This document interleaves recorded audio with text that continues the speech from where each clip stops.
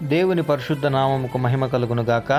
ఈ క్రీస్తు పరిచర్య అనేటువంటి యూట్యూబ్ మాధ్యమము నుండి వెలువడుతున్న అనుదిన దేవుని వాగ్దానాన్ని వింటున్నటువంటి క్రీస్తు పరిచర్య అనుచరులకును విశ్వాసులకును యావత్ ప్రపంచానికి నీ దినపు నా శుభాభివందనాలు తెలియజేస్తుంటున్నాను. ప్రియ దేవుని బిడ్డలారా, మీరందరూ కూడా సురక్షితముగాను ఆరోగ్యముగాను ఉన్నారని నేను నమ్ముచున్నాను.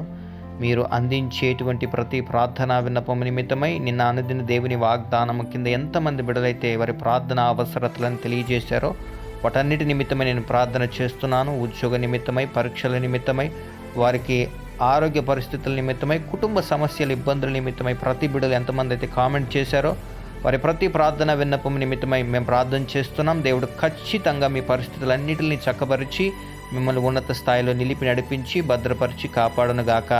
ఆమెన్. ప్రియ దేవుని బిడ్డలారా, నేటి వాక్య ధ్యానాంశం నిమిత్తమై ప్రవక్త అయినటువంటి యెషయా రాసినటువంటి గ్రంథం 57వ అధ్యాయము 15వ వచనాన్ని చదువుతున్నాను. దయచేసి ఆలకించండి. మహాగణుడను మహోన్నతుడను పరిశుద్ధుడను నిత్య నివాసి అయిన వాడు ఇలాగ సెలవిచ్చుచున్నాడు. నేను మహోన్నతమైన పరిశుద్ధ స్థలములో నివాసించువాడను. ఆయనను వినయము గల వారి ప్రాణమును ఉజ్జీవింపజేయుటకును, నలిగిన వారి ప్రాణమును ఉజ్జీవింపజేయుటకును, వినయము గల వారి యొద్ద, దీన మనసు గల వారి యొద్దను నివసించుచున్నాను. ప్రియ దేవుని బిడ్డలారా, తండ్రి అయిన దేవుడు మనకి ఏమి సెలవిస్తున్నాడంటే, ఈ దినాన మహోన్నతమైన పరిశుద్ధ స్థలములో నివసించు ఆ దేవుడు, మహిమాన్వితము కలిగినటువంటి ఆ దేవుడు మన జీవితంలో గొప్ప కార్యములు చేయగలిగినటువంటి సమర్థుడైనటువంటి యెహోవా దేవుడు వినయము గల వారి మనస్సును గ్రహించినటువంటి స్థితిలో ఆయన ఉండి, ఇదిగో నలిగినటువంటి స్థితిలో, దీన స్థితిలో ఉన్న వారి దగ్గర నివసించడానికి ఆయన ఇష్టపడుతున్నాడు అన్నటువంటి మాటని మనకి జ్ఞాపకం చేస్తున్నాడు. ఈ దినాన ఈ వాక్యాన్ని వింటున్న ప్రియ సహోదరి సహోదరుడా, దేవుడు నన్ను గమనించడం లేదు, ఈ దీన స్థితిలో ఉన్నటువంటి నా జీవితాన్ని ఆయన చూడట్లేదు, నేను నలిగిపోతున్నాను, ఇంకెంతకాలం ఈ కష్టము అన్నటువంటి స్థితిలో ఈ వాక్యాన్ని వింటున్నామేమో నాకైతే తెలియదు. కానీ ఒకవేళ నువ్వు క్రైస్తవ జీవితంలోకి అడుగుపెట్టి తొలి అడుగుల్లో ఉన్నావేమో, నీ కుటుంబం అంతా నీకు విరుద్ధంగా ఉన్నా సరే, ఈ దేవుడు మాత్రమే నన్ను ఈ పరిస్థితుల నుంచి తప్పించగలిగినటువంటి సమర్థుడు, ఈ దేవునినే నేను నమ్ముకోవాలనే దృఢ నిశ్చయతతో క్రైస్తవంలోకి క్రీస్తుని అంగీకరించి అడుగు పెట్టావేమో, ఆ దేవుడు నీతో ఇదనాన మాట్లాడుతున్నటువంటి మాట ఏంటి అంటే, మహోన్నతమైనటువంటి స్థలములో నివసించేటువంటి ఆ పరిశుద్ధ దేవుడు నీకు సెలవిస్తున్నటువంటి మాట ఏంటి నన్నంటే, నలిగిన నీ ప్రాణాన్ని ఉజ్జీవింప చేయడానికి ఆయన సిద్ధ మనసు కలిగి ఉన్నాడు అని ఆయన సెలవిస్తున్నాడు. ఆయన నిత్యము కోపించువాడు కాదు. ఆయన నిత్యము కోపించిన యెడల ఆయన నిర్మించినటువంటి మానవ జీవ కోటి ప్రాణాత్మలు ఇదిగో క్షీణించిపోతాయని వాక్యంలోనే సెలవిస్తున్నాడు. కాబట్టి నిత్యము కోపించి నీవు చేసినటువంటి అపరాధముల నిమిత్తమై, పాపముల నిమిత్తమై దేవుడు ఆల్రెడీ ప్రాణాన్ని ఈ భూలోకం మీద క్రయధనముగా ఆయన అప్పగించేశాడు. అది అయిపోయింది.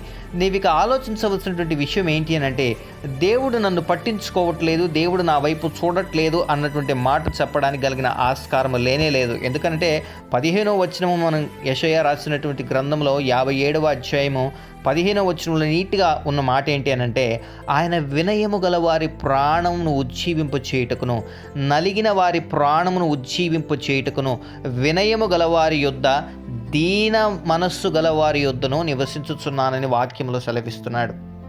ఈ దినాన దీన మనసుతో నలిగిపోతూ దేవుడు మాత్రమే నాకు సహాయము చేయాలని కన్నీరు కారుస్తున్న ప్రియ సహోదరి సహోదరుడా, దేవుడు నీ కన్నీరుని చూచాడు బిడ్డ. అందుకే ఈ దినాన్ని వాగ్దానంతో నిన్ను బలపరుస్తున్నాడు. నిన్ను మనుషులు ఎవరూ చూడకపోవచ్చు. ఇదిగో నీవు కారుస్తున్న కన్నీరు మనుషులు ఎవరు గ్రహించకపోవచ్చు, నిన్ను ఎగతాళి చేస్తుండొచ్చు. దేవుణ్ణి నువ్వు నమ్మిన దానికి, ఇదిగో క్రైస్తవంలోకి వచ్చిన దానికి, ఇదిగో నిన్ను ఎగతాళి చేస్తుండొచ్చు, నిన్ను కించపరిచే మాటలు మాట్లాడుతుండొచ్చు.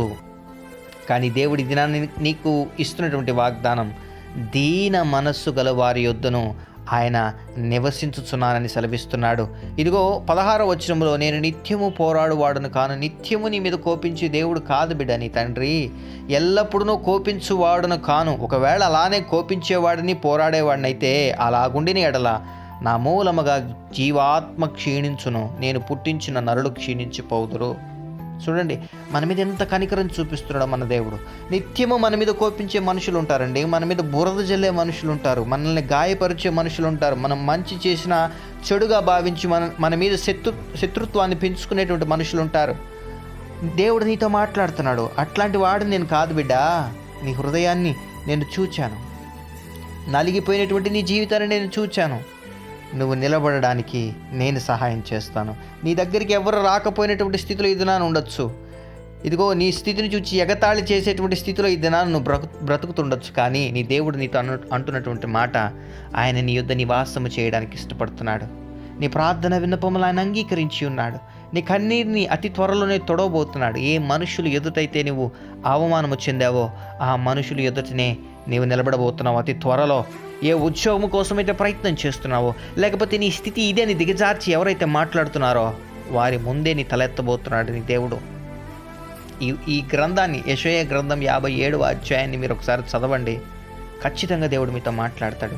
మీ హృదయాల్ని దేవుడు ప్రేరేపిస్తాడు. దేవుని కోసం బ్రతకడానికి ప్రయత్నం చేద్దాం బిడ్డ. ఇంతకాలం లోకంలో బ్రతకడానికి మనం ప్రయత్నం చేశాం. లోక ఆశలను అనుసరించి బ్రతకడానికి ప్రయత్నం చేశాం. దేవుని మనసును ఎరిగిన క్రైస్తవులుగా మనం మారుదాం. దేవుడు నిత్యము కోపించి మనల్ని శిక్షించేవాడు కాదు బిడ్డ. దేవుడు నీ కన్నీరును చూస్తున్నాడు. నాట్యముగా మార్చడానికి, నీ కన్నీటిని నిన్ను ఉజ్జీవింప చేయడానికి, నీ జీవితాన్ని ఉజ్జీవింప చేయడానికి, నిన్ను ఉన్నత స్థితిలో ఉంచడానికి ప్రయత్నం చేస్తున్నట్టుగా దేవుని మనసును గుర్తెరుగుదాం. దేవుని మీద ఆధారపడదాం. దేవుని దగ్గర నుండి గొప్ప కార్యాలు ఆశిద్దాం. అటువంటి కృప దేవుడు మనకందరికి అనుగ్రహించి నడిపించి కాపాడునుగాక. ఆమెన్. ప్రార్థన. మహాపరిశుద్ధుడును మహోన్నతుడును సర్వోన్నతుడును జీవాధిపతి జీవము కలిగిన రాజా, నీ ఘనమైన శ్రేష్టమైన నామానికి స్తుతులు స్తోత్రాలు వందనాలు. ఎంతమంది బిడ్డలైతే అనుదిన దేవుని వాగ్దానాన్ని వింటున్నారో ఈ యూట్యూబ్ మాధ్యమం నుండి బిడ్డల కన్నీటిని నాట్యంగా మార్చబోతున్న రీతిని బట్టి నీకు వందనాలు.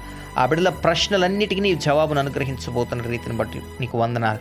ఆ బిడ్డల జీవితంలో ఆశ్చర్య కార్యాలు జరిగించమని ప్రార్థన చేస్తున్నాం.